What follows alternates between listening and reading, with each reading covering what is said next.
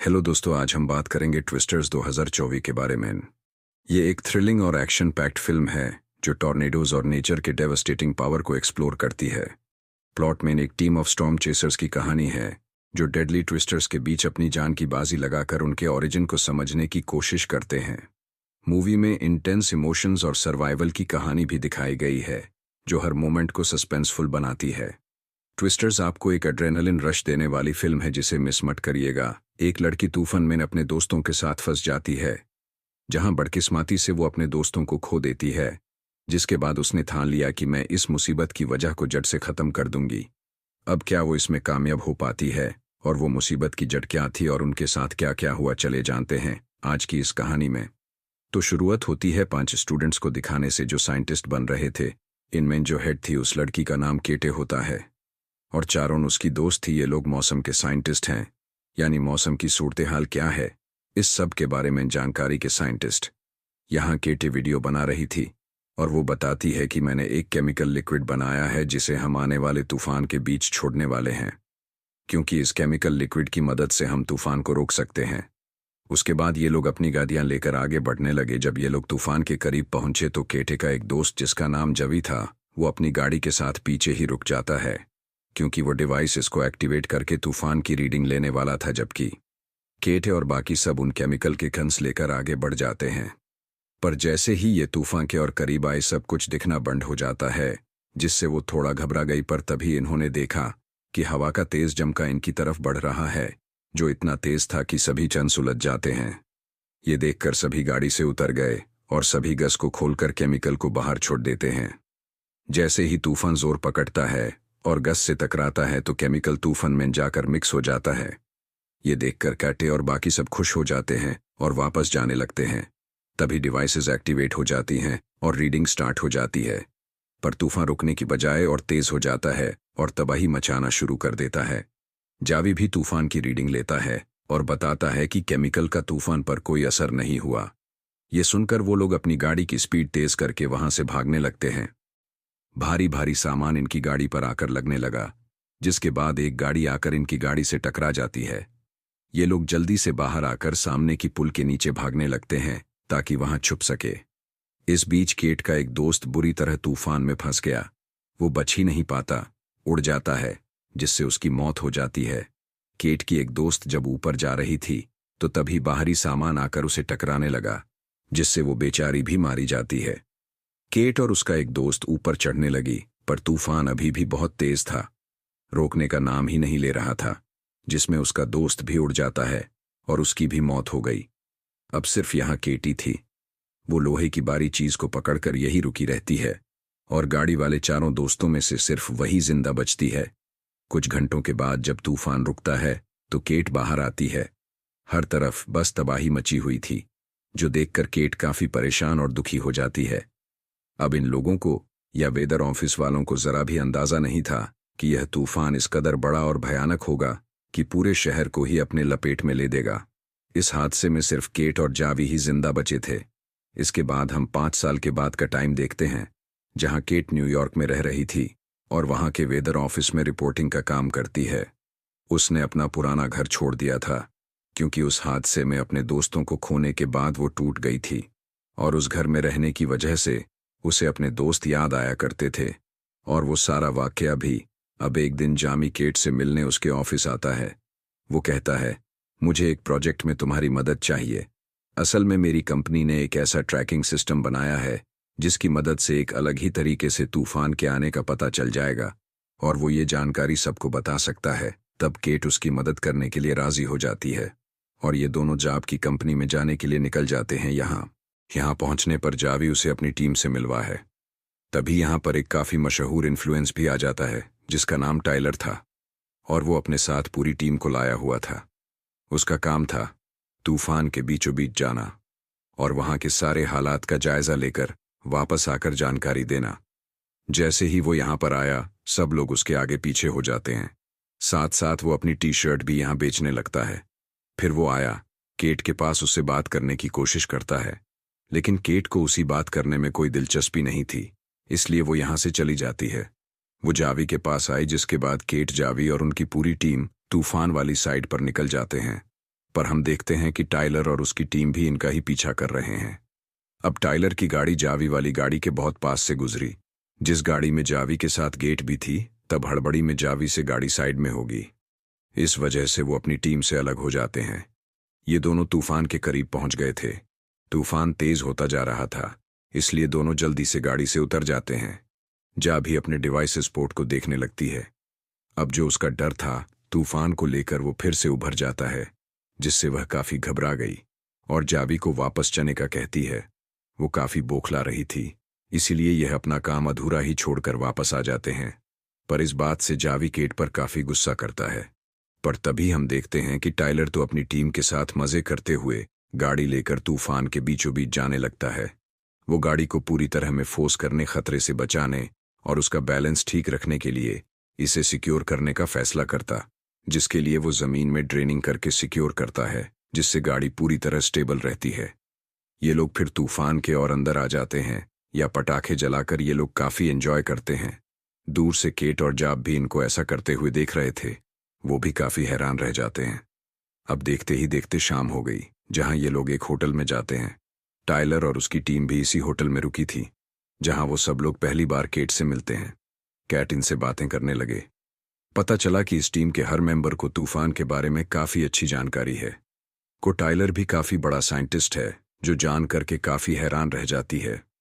अब जावी एक आदमी से जाकर मिलता है और तूफान से जो लोगों की जमीनी प्रॉपर्टी तबाह हुई थी, वो उस आदमी को दिखाने लगता है, जो एक डीलर था।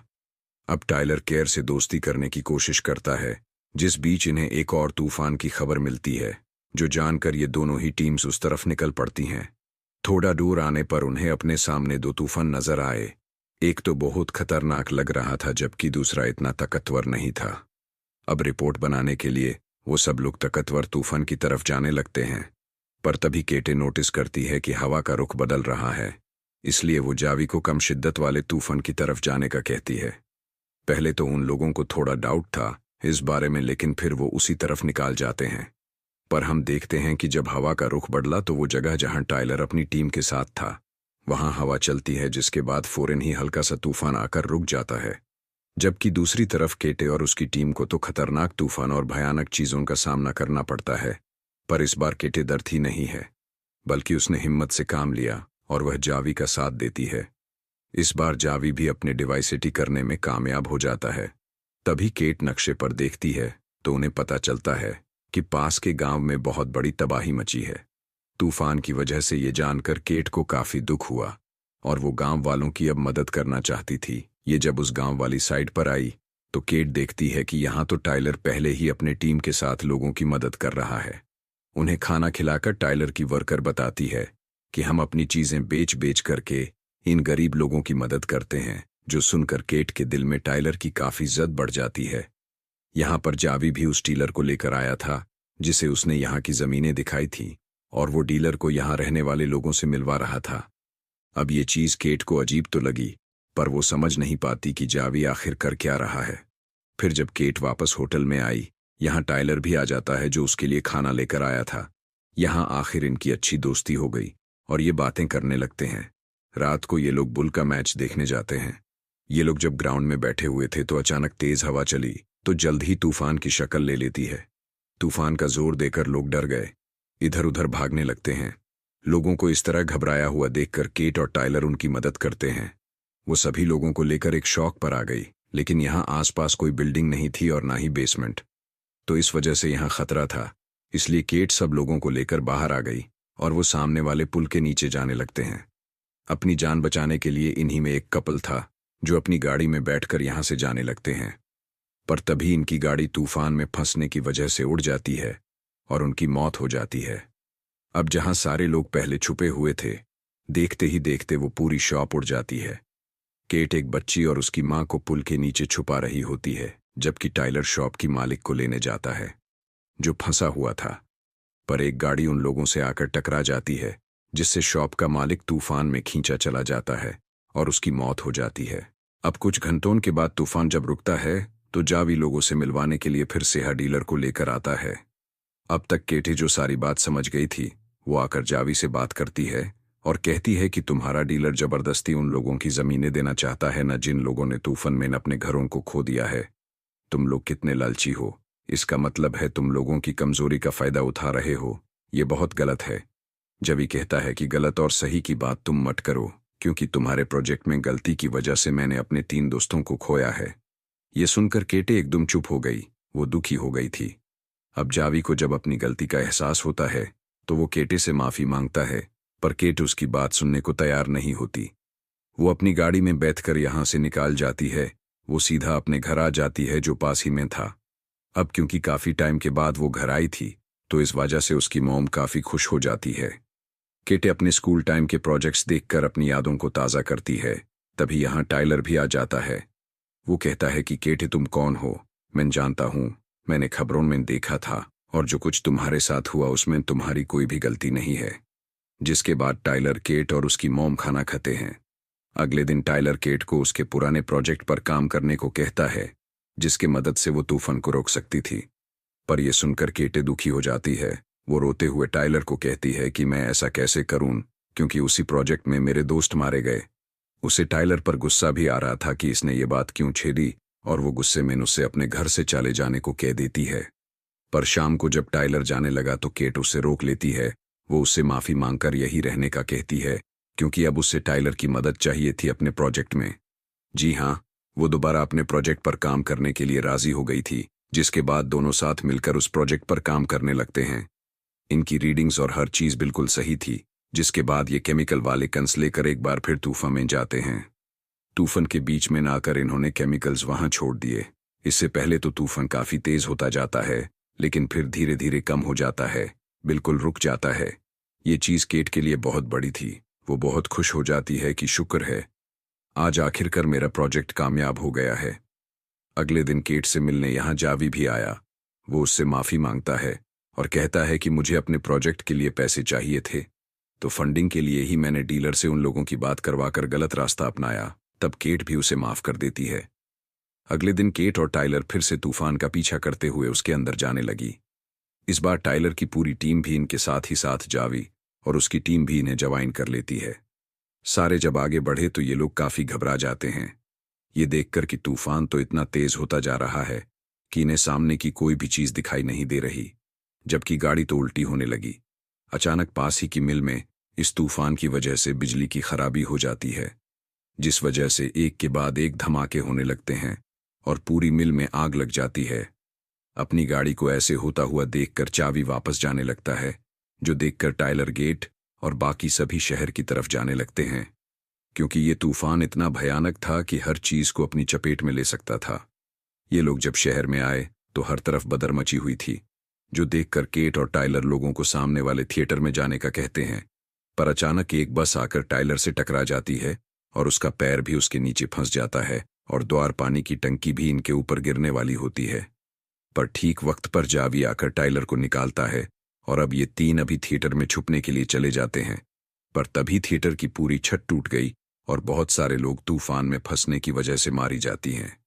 ये देखकर केट इस सबको शांत करने का फैसला करती है और वो इन्हें बताए बगैर केमिकल्स वाली गाड़ी लेकर निकल पड़ती है, ताकि अपने इस एक्सपेरिमेंट तजुर्बे को फाइनली कामयाब बना सके। जैसे तैसी मुश्किलों को सहते हुए वो तूफान के बीच आ जाती है। सबसे पहले वो गाड़ी को सिक्योर करती है, फिर डिवाइसेस सेट करके केमिकल्स को छोड़ देती है। देखते ही देखते सारा केमिकल तूफान में जाने लगता है, जिससे आसमान में हलचल होने लगती है और उसकी शिद्दत बढ़ने लगती है। अब इसमें केटे तो बच जाती है, पर धीरे धीरे तूफान में केमिकल घुलने लगता है, जिससे तूफान रुकना शुरू हो जाता है। कुछ मिनट बाद सब कुछ शांत हो जाता है, यानी तूफान बिल्कुल रुक गया था। सब लोग जब देखते हैं कि खतरा टल गया है तो वो बाहर आते हैं। टाइलर और जावी केट के पास जाते हैं, जिनकी गाड़ी पलटी हुई थी और वो किसी तरह बाहर आ गई, लेकिन खुशकिस्मती से उसकी जान बच गई थी, बस वो जख्मी हो गई थी। इसके बाद बाकी सब लोग भी वहां आकर केटे की बहादुरी की तारीफ करने लगते हैं। फिर हम देखते हैं कि जावी केटे को एयरपोर्ट छोड़ने आया है, क्योंकि वो न्यूयॉर्क वापस जा रही है अपने प्रोजेक्ट के लिए फंडिंग लेने। पर हम नोटिस करते हैं कि टाइलर, जो केट को पसंद करने लगा है, वो भी एयरपोर्ट पर उसके पास आया। लेकिन उन्हें पता चलता है कि किसी वजह से केट की फ्लाइट लेट है, इसलिए टाइलर यूज लेकर वापस आ जाता है। फिर हमें बताया जाता है कि केट टाइलर और जावी ये तीनों मिलकर अब इस प्रोजेक्ट पर काम कर रहे हैं और हमेशा साथ रहकर मिलकर काम करने का वादा करते हैं, जिसके साथ ही ये शानदार कहानी भी यहाँ खत्म हो जाती है।